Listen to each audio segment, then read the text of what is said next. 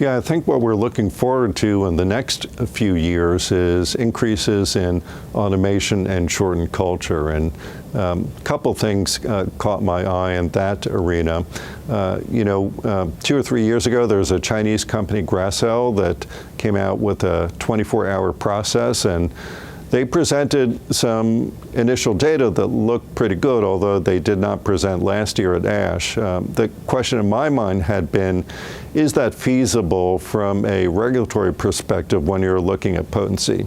How do you assess potency for a 24-hour product?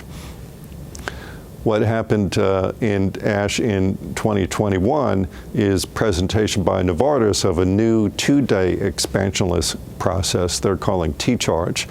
There were 4 abstracts, research abstracts, and also some clinical trial data.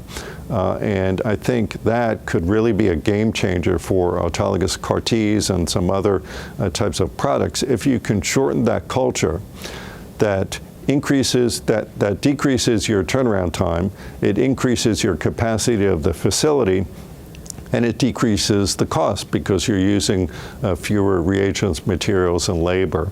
So we'll look later this year for some additional data. We do have Jen Brogdon from Novartis that will be speaking on that process at the ICT meeting in May in San Francisco.